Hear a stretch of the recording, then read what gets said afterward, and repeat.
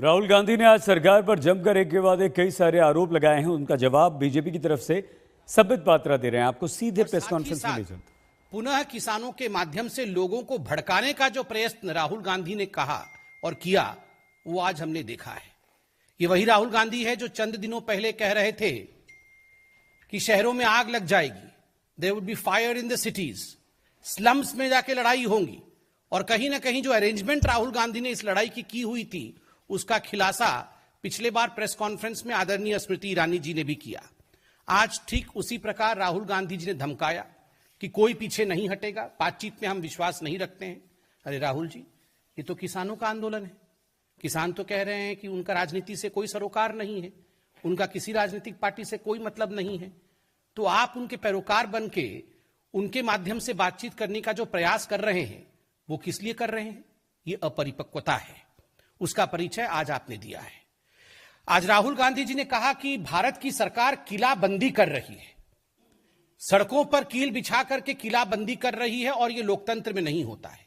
राहुल गांधी जी, याद करिए 26 जनवरी के दिन जो घटना हिंदुस्तान में घटा, पूरे विश्व ने देखा, हिंदुस्तान ने जिस प्रकार से उसको गलत बताया, और आप लोगों ने सवाल उठाया था कि आखिर दिल्ली की पुलिस रोकथाम क्यों नहीं कर रही थी, दिल्ली की पुलिस ने प्रिवेंटिव मेजर्स क्यों नहीं लिया, क्यों दिल्ली की पुलिस ने लाल किले तक तथाकथित जो लोग इस प्रकार से हिंसा फैलाने की कोशिश कर रहे थे, जो किसान नहीं थे, उन लोगों को क्यों लाल किले तक आने दिया दिल्ली पुलिस ने? यह सवाल राहुल गांधी का भी था, यह सवाल कांग्रेस पार्टी का भी था, और अन्य विपक्षी दलों का भी था। आज अगर दिल्ली पुलिस, उसी दिल्ली पुलिस ने जिन्होंने 26 जनवरी को पेशेंस और संयम का परिचय दिया था, उसी दिल्ली पुलिस ने आज प्रिवेंटिव मेजर्स लिया है, उसी दिल्ली पुलिस ने आज एहतियातन कदम उठाए, उसी दिल्ली पुलिस ने रोकथाम के लिए सारे बंदोबस्त किए हुए हैं, तो उसमें राहुल गांधी जी को क्या परेशानी है? मैं बताता हूं क्या परेशानी है।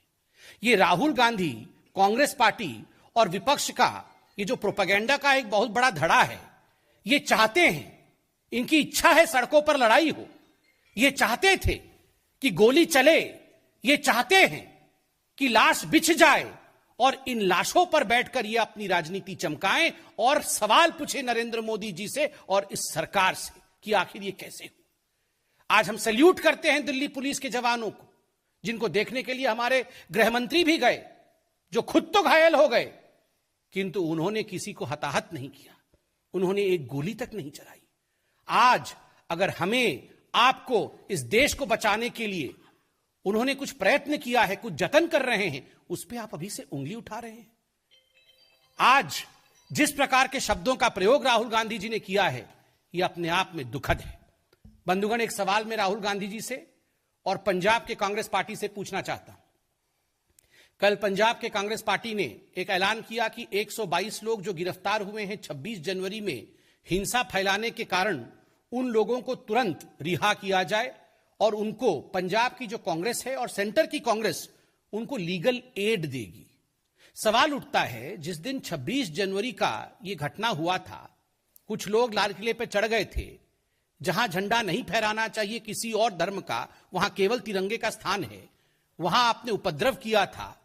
उसके बाद ये तमाम नेताओं ने, राहुल गांधी समेत तमाम जो कांग्रेस के नेता थे, उन्होंने कहा था कि ये भारतीय जनता पार्टी के कार्यकर्ता हैं, भारतीय जनता पार्टी ने अपने एजेंट्स और अपने लोगों को भेजा है हुड़दंग करने के लिए, यहां पर हिंसा फैलाने के लिए, ताकि किसानों का आंदोलन बदनाम हो जाए।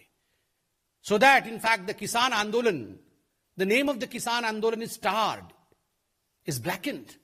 और आज जब वही हुड़दंगी गिरफ्तार हो रहे हैं, तो आप कह रहे हैं कि इनको रिहा कर दीजिए, तभी जाके बातचीत होगी।